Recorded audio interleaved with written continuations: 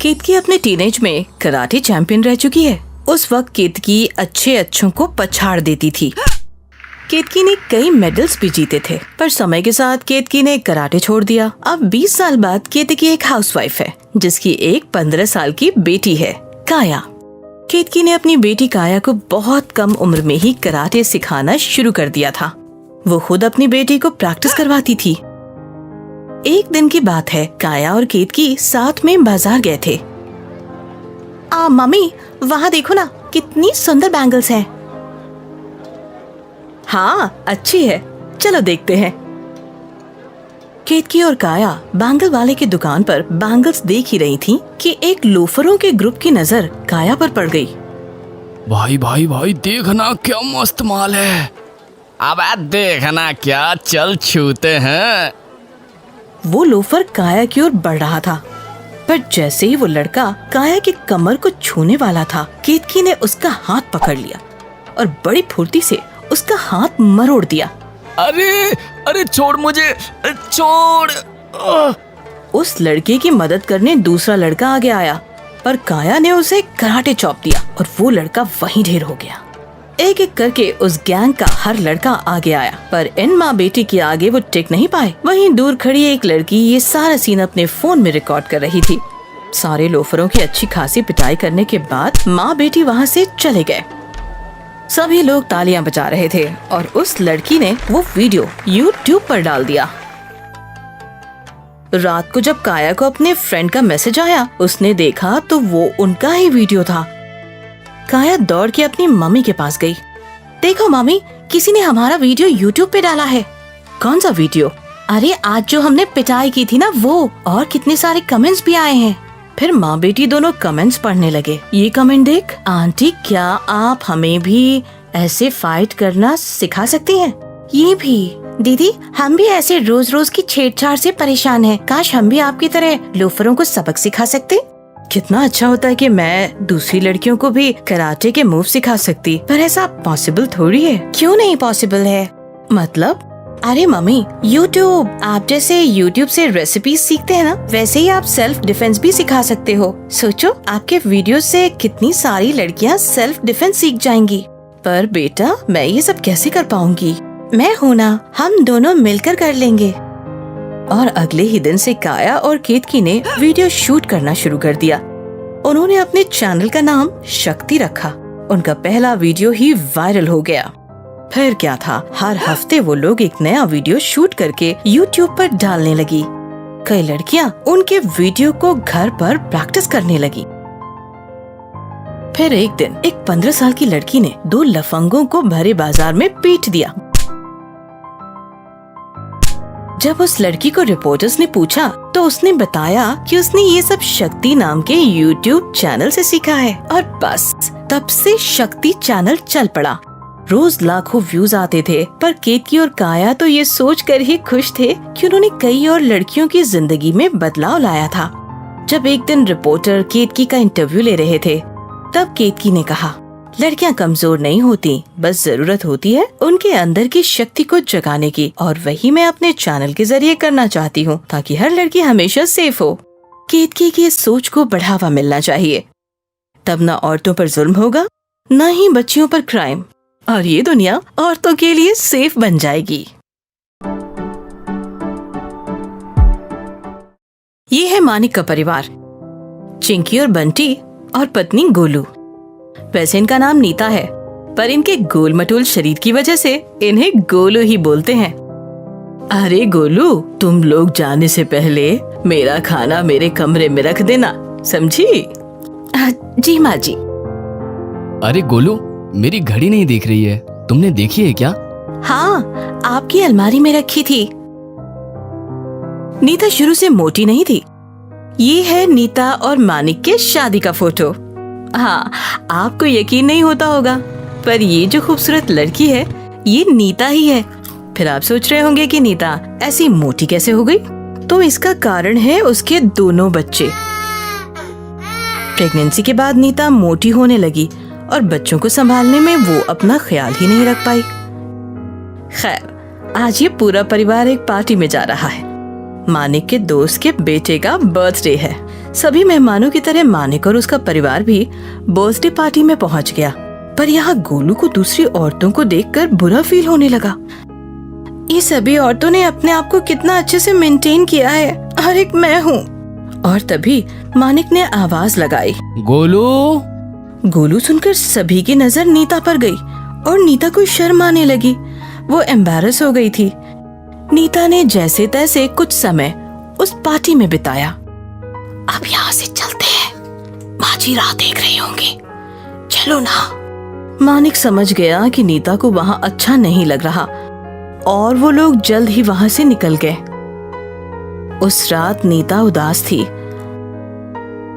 मानिक उसके पास गया। अरे सॉरी, गलती से मुंह से निकल गया। अब आदत हो गई है ना तुम्हें गोलू बोलने की। कोई नहीं। नीता ने मानिक से कुछ नहीं बोला, पर फिर भी उसे अंदर से बुरा लग रहा था। अगर मैं मोटी नहीं होती तो कितना अच्छा होता ना। मैं पहले कितनी सुंदर थी और अब मुझे कुछ न कुछ तो करना ही चाहिए इस मोटापे का। तो अगले दिन से नीता काम खत्म करके शाम में वॉक पर निकल पड़ी। जब वो घर की ओर लौट रही थी तो उसी रास्ते में उसकी पुरानी दोस्त शिखा मिली। अरे बाप रे, इतने सालों बाद कैसी है तू? मैं तो अच्छी हूँ, तू बता तेरा क्या हाल है? बस मैं भी अच्छी हूँ। यहीं पास में मैंने एक जिम खोला है। अरे वाह, ये तो बहुत अच्छी बात है। मैं भी सोच रही थी कि जिम ज्वाइन कर लूँ, पर झिझक रही थी। तू जरा भी टेंशन मत ले, मेरा खुद का जिम है। नीता ने शिखा को अपने मोटापे के बारे में बताया। दोनों ने मोबाइल नंबर एक्सचेंज किया। घर पहुंचते ही नीता के मोबाइल पर डाइट आ गया। वो खुश थी कि अब उसका मोटापा जरूर जाएगा। अगले दिन नीता शाम में वॉक पे नहीं, जिम पहुंची।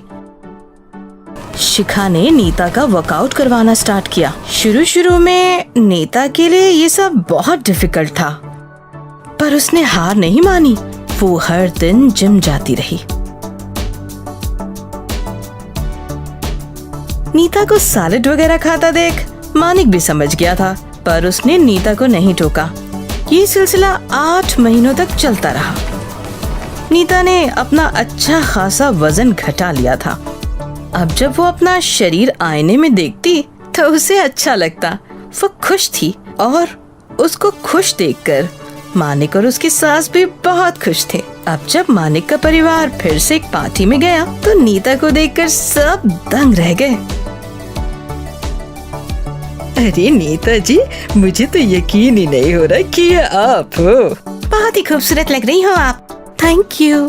इस बार नीता पार्टी की स्टार थी। उसे अच्छा लग रहा था कि लोग उसके बारे में बातें कर रहे हैं। नीता, यहाँ आओ, मेरे बॉस से मिलो। माँ ने खुद नीता को सभी से मिलवा रहा था। ये नीता को भी बहुत अच्छा लग रहा था।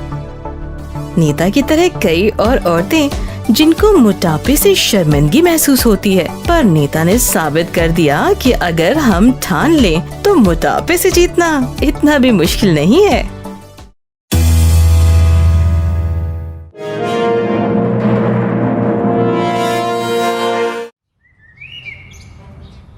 लता आज बहुत खुश थी क्योंकि विदेश से उसके बेटे विकी का फोन आया था। बेटा, तू सच में अगले हफ्ते घर आ रहा है? ये तो बहुत अच्छी खबर है। आराम से आ और अपना ख्याल रख। लता का बेटा विकी विदेश में पढ़ाई करने गया था और अब 3 साल के बाद वो वापस घर लौट रहा था। ये खबर सुनकर लता फूले ना समाई। वो घर भर चिल्लाने लगी, अजी सुनते हो, जल्दी यहाँ आओ। क्या बात है भाग्यवान, क्यों इतना चीख रही हो? विकी अगले हफ्ते घर आ रहा है। अरे वाह, ये तो बहुत अच्छी खबर है। और पता है, मैंने उसके लिए एक लड़की भी ढूंढ ली है। इस बार जब वो आएगा तो उसकी शादी करवा ही देंगे। यहाँ लता विकी की शादी अपनी पसंद की लड़की से करवाने की सोच रही थी और वहाँ विकी अपनी गर्लफ्रेंड के बारे में माँ से बात करने वाला था। एना, my mother would be so happy seeing you. खबर मिलते ही लता ने तैयारियां शुरू कर दी। उसने घर पेंट करवाया, फर्नीचर बदलवाया और विक्की का कमरा भी साफ करवा दिया। अब सब अच्छा लग रहा है। कल जब विकी आएगा तो खुश हो जाएगा।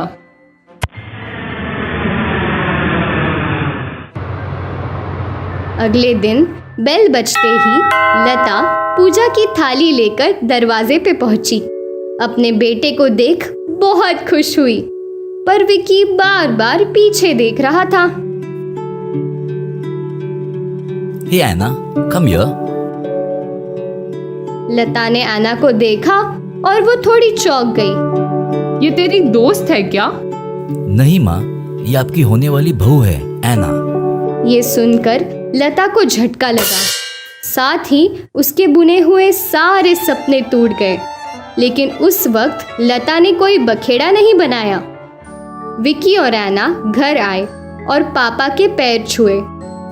खुश रहो, हमेशा खुश रहो। बेटा तुम लोग बहुत थक गए होंगे, जाकर फ्रेश हो जाओ। जी पापा। विकी एना को अपने कमरे में ले गया। यहाँ लता उदास हो गई। मुकेश उसे समझाने लगा। अरे क्या फर्क पड़ता है, बहू हमारे पसंद की हो या विक्की के पसंद की, उसको जिंदगी बितानी है। अच्छा है कि वो अपनी पसंद की लड़की के साथ बिताए। पर एक फिरंग, मेरी सारी सहेलियां मेरा मजाक उड़ाएंगी, बोलेगी कि अपने बेटे को अपने काबू में न रख पाई। अब जो है तो है, बाकी तुम समझदार हो, जितनी जल्दी समझ जाओ उतना अच्छा है। लता इस बात से उदास थी। उसकी सारी एक्साइटमेंट जा चुकी थी, पर उसने विक्की से कुछ नहीं बोला। दोपहर बाद एना लता की मदद करने किचन में गई। Do you need any help? कुछ मदद करूं मैं? नहीं, मैं सब कर दूंगी। वैसे भी तुम्हें खाना बनाना वगैरह कहाँ आता होगा। मैं सीख सकती हूँ। अच्छा है, अब तुम्हें खाना भी सिखाना होगा। कोई नहीं, 1-2 दिन आराम कर लो, फिर मुझे ही तुझे सब सिखाना है। जाओ, विकी तुम्हारी वेट कर रहा होगा। ओके। इस रात जब सब सो गए तो एना जगी थी। May be wikis mother doesn't like me. यही सोचते सोचते जब एना ने खिड़की से बाहर देखा तो उसे एक चोरों की टोली दिखाई दी जो घर से कुछ लूट कर ले जा रही थी। वेट! एना खिड़की से कूद गई। उसने चोरों को रोका और उनकी अच्छे से पिटाई करने लगी। चोरों की चीखें सुनकर आसपास के पड़ोसी जग गए। जब सब बाहर आए तो अरे वाह बेटी, तूने तो इन चोरों को अच्छा सबक सिखा दिया। वैसे तू है कौन? ये मेरी होने वाली बहू है। लता को अपनी बहू की तारीफ सुनकर बहुत खुशी हुई और अब उसने अपने बेटे की पसंद की लड़की से कोई गिला शिकवा नहीं था, क्योंकि अब लता की सहेलियां लता की तारीफ ही कर रही थी।